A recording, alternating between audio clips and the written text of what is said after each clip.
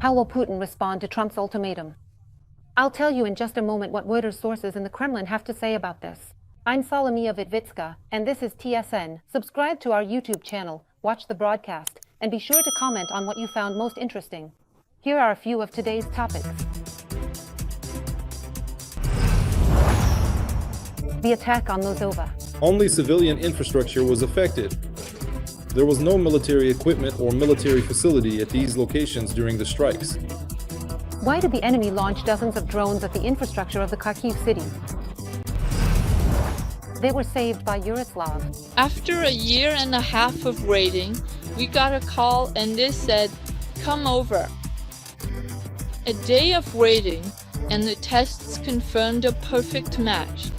Thank you to Yaroslav's mother, who agreed. How, 8 months after the transplant of donor organs, the children whose lives were saved by the decision of 13-year-old Yaroslav's parents met each other. A massive attack on Moldova in the Kharkiv region. The enemy launched 34 attack drones at the city, targeting civilian infrastructure. In particular, the railway station was hit. 2 people were killed, 13 were injured. One of the victims was a railway unit mechanic who was on duty at the time.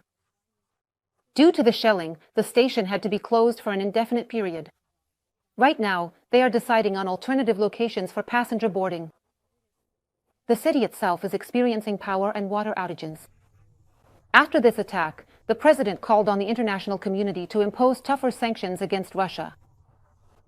Ola Sindyubov, the head of the Kharkiv Regional Military Administration, told TSN what is happening in Moldova right now. Mr. Ola, today the enemy launched a massive attack on Moldova with Shahids. And once again, we see that the occupiers are primarily targeting civilian infrastructure. Could you tell us what the situation is at the moment? How many casualties are known? What is their condition? And what is happening with the damaged sites? What's the situation there? Yes, indeed. Since the start of the full-scale invasion, Moldova has experienced its largest attack yet, 33 Shahids. At the moment, that's the number we know. For 2 hours, starting early in the morning, the city was under attack. As a result of these strikes, 1 man died at the scene, 1 woman passed away later in the hospital, and 9 people were injured, including 2 children aged 13 and 14. Fortunately, they only sustained minor injuries. 2 adults remain in the hospital. Their condition is moderate but stable.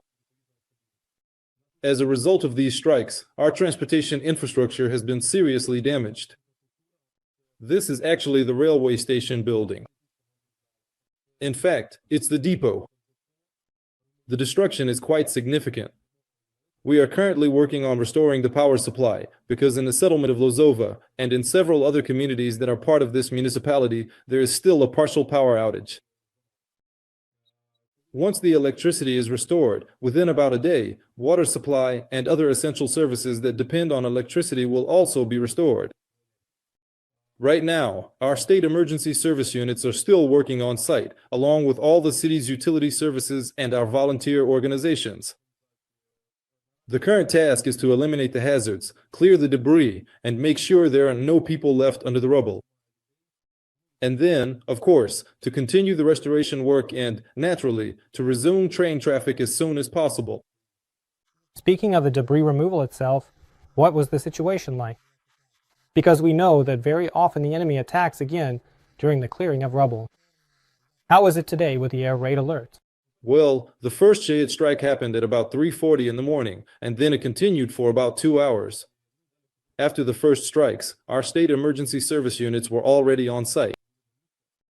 And again, the local authorities are noting the truly heroic behavior of our rescuers, because they arrived at the scene immediately after the first strikes and began their work, first and foremost, of course, rescuing people, making sure that there was no one under the rubble or in the buildings where the fire was raging. Yes, of course, whenever possible they would leave their posts to take shelter, but even so, they heroically continued their work. And actually, if we talk about the scale of the destruction, how serious is it? Are all the sites on this list considered completely destroyed, or is there still something that can be restored? Right now, we're dealing with the emergency situation in the general area. Next, we will conduct all the necessary expert assessments to determine whether we can continue to use at least part of this building in the future.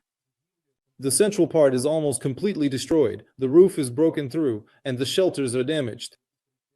The depot is a historic building, it's over 100 years old, and yet the strike was so powerful that the walls are almost completely destroyed, even though the walls are actually more than 80 centimeters thick. That's why the charges in these drones were quite powerful. Right now, the top priority is still clearing the rubble, because there are several trains trapped underneath it. And then we'll see about restoring things, restoring transportation links, power supply, and basically getting this entire branch, this whole railway infrastructure, back up and running. Thank you very much. Thank you. 2 people killed in Zaporizhia. During the day, the occupiers struck a house in the Stepnohursk community with an FPV drone. The men who were nearby died on the spot. And in the Dnipropetrovsk region, an elderly woman was wounded. That's how the occupiers shelled Nikopol with artillery. In the morning, around 10 o'clock, the Russians struck the center of Sumy, targeting an agricultural enterprise in the Pishchansk Starostat. 2 employees were killed, men aged 55 and 54. 3 more employees were wounded. They were hospitalized. 3 people were wounded by the Russians in Donetsk region. 2 guided aerial bombs were dropped on Dobropilya. 1 person was wounded, 9 apartment buildings and a hospital were damaged. Another person was injured in Kostantinivka. Apartment buildings and private homes were also damaged in the city. There are victims in Ilinivka as well. An enemy artillery shell hit a private yard. 6 settlements in Kharkiv region came under attack. As a result of an enemy shell hitting a private house in Losivka, a man was killed. 2 more people riding a moped became victims of an FPV drone in the Vovchansk community. 25 people injured in the shelling of Kiev on July 31st are still in hospitals. 2 of them are in serious condition. At the same time, local government representatives met with residents to discuss whether the first entrance of the apartment building, destroyed by a Russian missile, can be restored. Officials say that only an instrumental examination can determine this, when specialists inspect every floor and fastening of the building. This is a lengthy process that can determine the extent of the destruction. And although the debris was cleared here last week, work to eliminate the consequences is still ongoing at the site. And the expert group that would assess the damages still hasn't come, locals complain. The head of the Department of Construction and Housing of the Kiev City State Administration, Boris Robotnik, explained that before starting the expert assessment, a tender must first be held to determine the company that will handle this, since the proposed amount exceeds 100,000, and according to the law, open bidding is required. Some neighbors are already noticing that cracks have appeared on the walls and ceilings. But there needs to be some kind of official, commission to confirm this, to say whether it's really safe or not, because people just don't know. They let us in, but what if something explodes here tomorrow and another entrance collapses? In order to conduct an inspection, a tender needs to be held. If it's a request for price proposals, when they do it and the price proposals come in under 100,000 hryvnias, then it goes through the request for price proposals process. An inspection takes place over the course of 2 weeks. If the proposals are over 100,000, then he is required to conduct open bidding. So this means the inspection will take even longer, up to 15 more days. They entered enemy territory and cleared out the opposition. The main intelligence directorate showed a unique video of how nearly 8 companies of occupiers were defeated in the Sumy region. During the special operation, fighters from the Timur Special Unit carried out several raids into enemy positions. They were assisted by artillerymen and drone operators. As a result, the enemy lost more than 300 soldiers killed and over 500 wounded. And in intercepted enemy communications, you can hear the occupiers refusing to storm Ukrainian positions. In total, over the past day, Ukrainian defenders repelled 18 attacks in the North Slobozansky and Kursk directions. In other sectors of the front, the situation also remains quite tense. According to the analytical portal Deep State, the enemy has occupied Popiv Yar and advanced near Toretsk, Sherbanivka, Voskresenka, and Poltavka. And they are also continuing to put pressure in the Pokrovsk direction.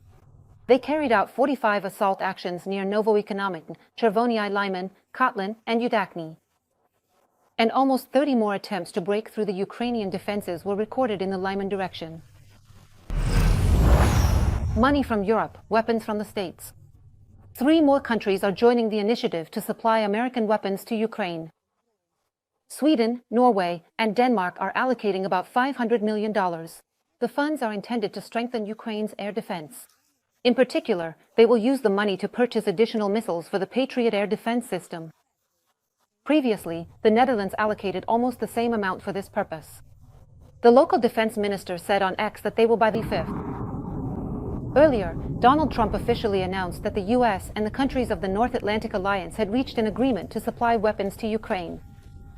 According to him, the United States will produce the best weapons in the world and sell them to NATO, while the alliance will coordinate their delivery to Ukraine. The U.S. ambassador to NATO, Matthew Whitaker, explained in more detail how this arms procurement scheme will work. The Netherlands are just the first of many.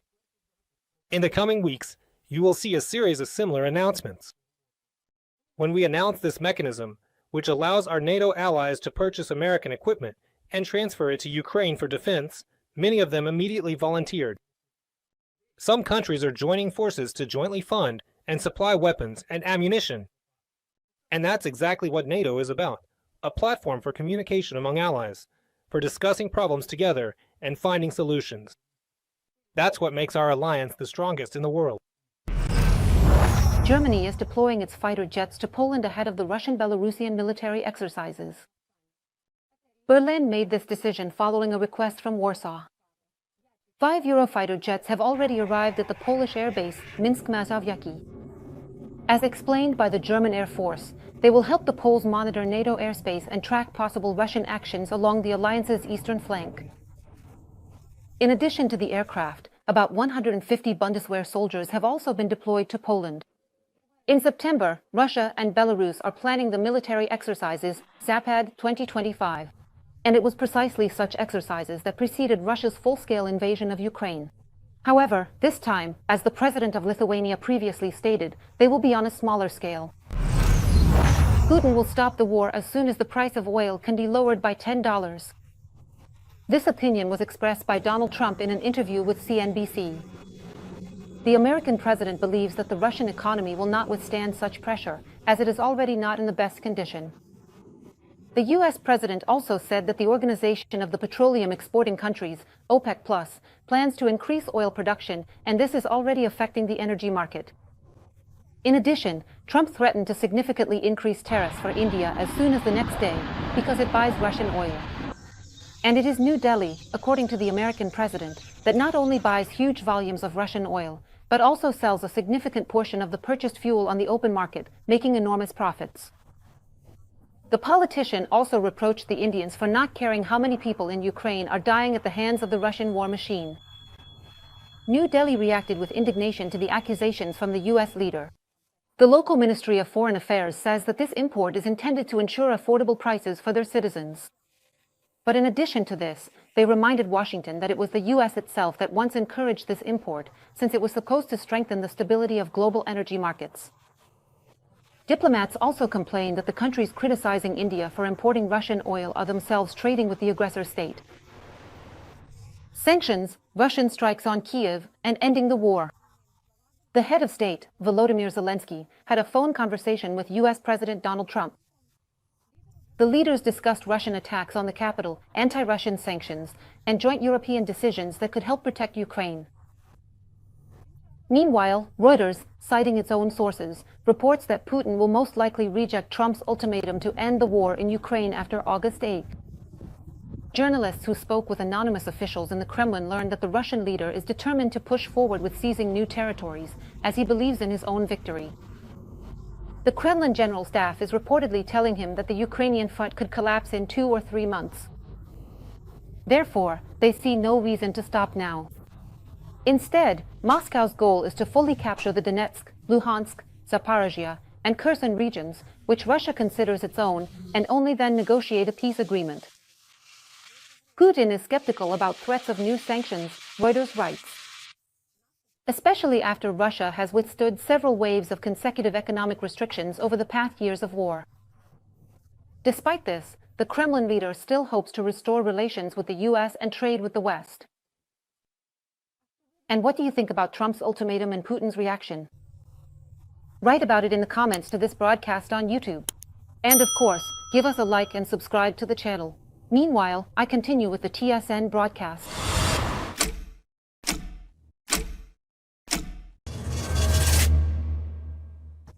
Putin's friend will go to prison in Moldova. A court in Chisinau has decided to send the leader of Gagauzia, Evgenia Gutzel, to prison for 7 years. She is accused of illegally financing the pro-Russian Shor party, specifically that from 2019 to 2022 she systematically brought money from Russia into Moldova. These funds were used to finance her political party's activities. They were also used to pay for anti-government protests. In total, Gutzel allegedly received more than 8.5 million euros. The politician is part of the pro-Russian Moldovan opposition alliance Victory. It was created in Moscow. She herself has met with Putin more than once. For over a year now, Gutzel has been under American and European sanctions for actions that destabilize Moldova. The news about the court verdict for the head of Gagauzia has stirred up the Kremlin. In Moscow, they were quick to accuse Moldova of putting pressure on the opposition. The girl whom everyone calls Putin's alleged daughter has stepped out of the shadows. This was reported by the German newspaper Bild. The media quickly picked up and spread the news, quoting Luisa Rozova, also known as Liza Rednova. Putin's alleged daughter wrote the following words: "It's so wonderful to show my face to the world again. It reminds me every day of who I was born as and who destroyed my life. The person who took millions of lives and ruined mine." But is it really her account on social media where 2 new photos appeared? TSN has been following her life for several years now. My colleague Valeria Kovalinska has conducted several major investigations, and it was she who uncovered that the girl is studying in Paris under a new cover surname. So stay tuned for more in the upcoming report. A well-known German publication and an article dedicated to Putin's alleged daughter.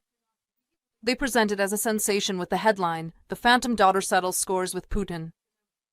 And next, a quote supposedly from Lisa Rozova, "It's so nice to show my face to the world again."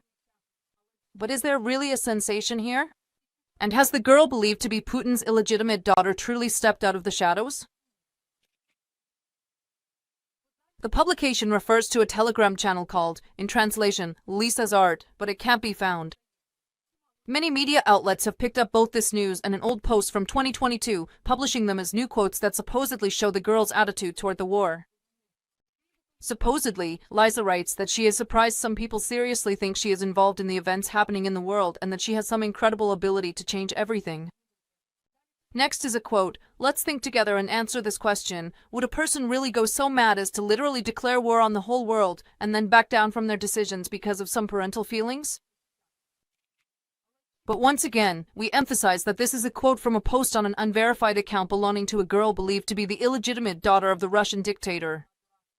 And journalist Andrei Zakharov, who was the first to start investigating the lives of Liza and her mother 5 years ago, calls this account fake. I think the same way. For her studies, the girl chose a private educational institution near the Arc de Triomphe in the center of Paris. TSN conducted its own investigation and not only found the place where Louisa studied, but also discovered her new last name and patronymic, as well as people who knew her. We also thoroughly examined her social media and can say that even the account name is different. Louisa closed her real account at the start of Russia's full-scale invasion of Ukraine. On the account, whose owner is unknown, a story like this was posted the day before. Next, a quote, "Some kind of madness is happening right now. Stop writing to me. I have nothing to do with politics. I have nothing to do with what's happening in the world. I won't comment on anything people are writing to me about right now. Let me remind you how the world found out about Putin's illegitimate daughter, Liza. Russian journalists from the publication Proact were investigating the girl's mother, Svetlana Kravonigic, because of her rapid financial rise. That's when they discovered that she had a daughter. In the father field on the girl's documents, there was a dash, but her patronymic was Vladimirovna. When they saw photos of the girl, the journalist had no doubt about who Kravonigic's child's father was. She is currently under sanctions from the United Kingdom. Last fall, TSN found out that the girl lives and studies in Paris under a new cover surname.